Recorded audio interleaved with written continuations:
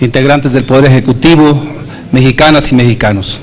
Garantizar una existencia digna para todas las personas es condición para construir una sociedad pacífica, libre y próspera.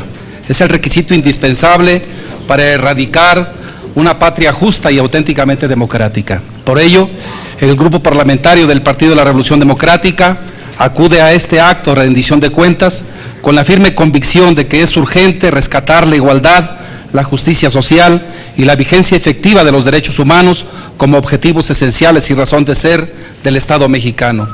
El sexenio que termina será el que alentó la desigualdad en vez de combatirla, el que acrecentó la pobreza, la precariedad y la exclusión. El presente sexenio será recordado como un periodo de claroscuros, contradicciones y regresión en materia de derechos económicos, sociales, culturales y ambientales. ¿Cómo sostener, señores secretarios, que vamos en la ruta correcta cuando se arrastró a la pobreza más de 12 millones de personas, cuando existen desigualdades descomunales entre las personas y entre las diferentes regiones del país? ¿Cómo explicar que funcionó la estrategia social cuando continuó la expulsión de compatriotas hacia Estados Unidos? Oficialmente fueron más de 3.3 millones de mexicanos en el sexenio. El gobierno saliente no solo fue omiso, sino irresponsable en materia de la cuestión social. Es así que bajo el criterio de optimización de recursos y la visión mercantilista de los servicios sociales, causó la muerte por omisión de 49 niñas y niños en la guardería ABC. Bajo estos mismos criterios, se eliminó la compañía de luz y fuerza del centro y se empujó a las filas del desempleo a decenas de miles de trabajadores y trabajadoras del Sindicato Mexicano de Electricistas. Se abandonó a su suerte a los trabajadores de Cananea y de Sabinas, Coahuila. Hoy hacemos nuestro reclamo, ya basta de autoridades que carecen de un compromiso con la justicia social, ya basta de eludir los mandatos constitucionales. Felipe Calderón será recordado como el presidente del desempleo o aquel que sentó las bases para universalizar la informalidad y la precariedad laboral. De acuerdo a las cifras del IMSS, 1.86 millones de empleos formales fueron creados en el sexenio. ¿Dónde quedó el compromiso de crear 800,000 por año? Cada día alrededor de 645 mexicanos engrosaron las filas de la desocupación abierta y unos 1,400 la del sector informal. Más de 31.190.000 trabajadores no cuentan con prestaciones sociales básicas. El gobierno saliente, igual que sus antecesores, permaneció indolente ante un esquema depredador del poder adquisitivo de los salarios. Así, se presentó una pérdida del poder adquisitivo en el sexenio equivalente al 42%, de acuerdo con el Centro de Análisis Multidisciplinario. Por la presión que ejercieron medios de comunicación y no por decisión política, se atendió el problema de los raramuris en la Sierra Tarahumara, pero el hambre y la miseria ancestral que viven los pueblos indígenas no se resuelve con despensas, con apoyos en dinero, sino atendiendo las causas estructurales de su pobreza e marginación. Ello nunca estuvo en las prioridades del gobierno. Puede llamarse humanista un gobierno que se propone el objetivo magro de reducir en 30% la pobreza alimentaria, pero nunca se propuso erradicar el hambre. No solo no cumplió, sino que en 2006 a 2010 aumentó en 6.400.000 la cantidad de personas pobres de pobreza alimentaria y un aumento de 12 millones de pobreza en general. La constante en el sexenio fue la escalada de los precios de los alimentos, en especial de la canasta básica, lo que lastimó la economía de las familias mexicanas. De diciembre del 2006 a julio del 2012, el Índice Nacional de Precios del Consumidor presentó un aumento de 25.78% y la inflación acumulada en alimentos fue del 40.76% de acuerdo al INEGI. El gobierno solo planteó medidas exiguas, lo que le importa es el fundamentalismo del mercado, que este se regule solo. La nutrición del pueblo pasó a segundo término. ¿Qué festejar? Si México al lado de Honduras fueron los únicos países con incrementos significativos en sus tasas de pobreza y de indigencia, según el Panorama Social de América Latina y el Caribe que elaboró la CEPAL. Además, descendimos 2 lugares en la posición 58 a la 56 en el Índice de Desarrollo Humano, como documentó el Programa de las Naciones Unidas para el Desarrollo. Por otro lado, fue este sexenio cuando sacudió la noticia de que ocupábamos un penoso primer lugar a nivel mundial en casos de obesidad infantil. Hoy siguen inundadas de comida chatarra las escuelas. ¿Para qué anunciar con bombo y platillo una supuesta cobertura universal en salud mediante el Seguro Popular? ¿Por qué apostar a un esquema que no atiende importantes causas de morbilidad y mortalidad de las mexicanas y los mexicanos, que no cuenta con hospitales, personal médico ni medicinas suficientes? Es nuestro deber aclarar que cobertura sin suficiencia ni calidad no implica garantizar el derecho universal a la salud. En materia educativa, la rendición del viejo pacto entre gobierno y sindicato canceló la urgente transformación del sistema educativo nacional. México ocupa el deshonroso último lugar en la expectativa de graduación en el bachillerato con 47% y penúltimo en la tasa de graduación del nivel superior con 20%, según los datos de la OCDE. Es grave que exista una nula respuesta del Estado mexicano ante la cifra de más de 7 millones de jóvenes que no estudian ni trabajan. México es hoy uno de los países más desiguales entre los miembros de la Organización para la Cooperación y el Desarrollo Económico. La brecha entre ricos y pobres alcanzó el nivel más alto en los últimos 30 años. También es profundamente desigual en materia de género.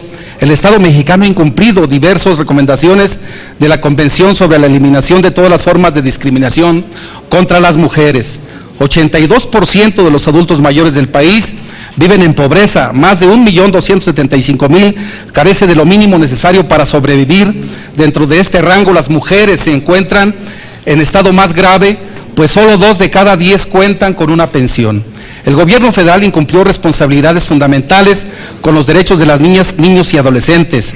Hoy miles de estos enfrentan la pobreza, desnutrición y la violencia, son víctimas de abandono y discriminación. Subsiste también la deuda histórica con los pueblos y las comunidades indígenas que claman por justicia, que demandan inclusión y una nueva visión del país que tome en cuenta sus derechos, sus expectativas, sus demandas, sus formas de organización. El grupo parlamentario del PRD lamenta que entre las prioridades nacionales no se encontrara el rescate al campo mexicano, que hoy vive una situación de desastre. Exigimos revisar la actual estrategia de desarrollo, que es excluyente, utilitarista y depredadora de las comunidades y nuestros recursos naturales. Compañeras y compañeros, ha quedado claro que el corte economicista y conservador que caracterizó la política social de la presente administración, es evidente que lo realizado es solo un paliativo frente a la grave situación de pobreza y desigualdad y exclusión que lacera el país. Se trata de un sexenio más de penurias, de olvido, de carencias y de injusticias. Rechazamos que la única opción para generar bienestar social sea un modelo centrado en el control de la inflación, del déficit público, el asistencialismo marginal y el desmantelamiento de los derechos sociales. Queda claro que se busca concluir la etapa proteccionista de los derechos de la clase trabajadora y al mismo tiempo preservar a toda costa los grandes intereses del capital privado. Muestra clara de ello la iniciativa de reforma laboral presentada por el Ejecutivo Federal ante la Cámara de Diputados. Es imprescindible generar lo que hasta hoy resulta un olvido generacional en la transición mexicana, una reforma social estructural. En ella centraremos nuestros esfuerzos desde el Senado de la República. Esta reforma debe sentar las bases de un auténtico Estado democrático con sentido social, que será el gran referente para la inclusión y la cohesión social. Un Estado comprometido con el acceso pleno y universal del derecho a la educación, a la salud, a la alimentación, la seguridad social, los servicios básicos, la vivienda, el empleo, el salario digno y un medio ambiente sano. La gran reforma social del Estado no debe ser diseñada desde el gabinete ni a partir de la acción especulativa de los gobiernos. Debe sustentarse en la necesidad y aspiraciones de las propias regiones y de la gente. El elemento esencial de esta y las demás reformas debe ser la participación ciudadana. Debe terminarse el centralismo y la discrecionalidad con la que se distribuyen y se ejercen los recursos destinados a los programas sociales.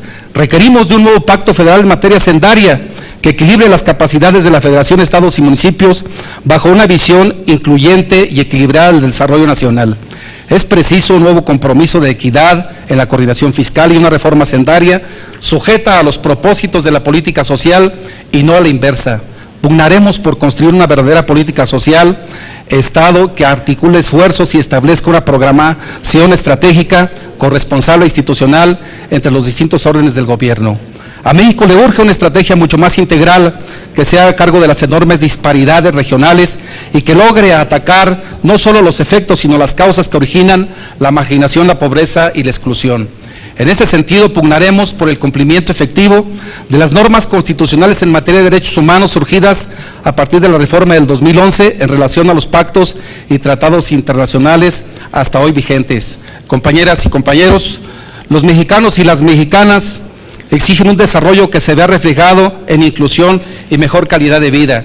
En ese sentido, trabajaremos a favor del cabal ejercicio de los derechos económicos, sociales, culturales y ambientales, la seguridad alimentaria plena basada en una nueva relación entre el campo y la ciudad, un acceso oportuno, completo y de calidad a la salud, el derecho a la educación universal gratuita y de calidad en todos los niveles, el acceso universal a la seguridad social, viviendas completas con todos los servicios básicos, no solo pisos firmes, el fomento de la economía social y solidaria, mayores oportunidades de empleo e ingresos bajo nuevos esquemas productivos y de organización comunitaria, el respeto a la composición pluricultural del país y de los grupos étnicos, crear un sistema nacional de evaluación social autónomo, voy concluyendo, la erradicación del hambre, la miseria y todas las formas de clientelismo. La política social es un asunto de dignidad humana. En suma, lucharemos por devolver a la política social el lugar prioritario que le corresponde en la agenda nacional.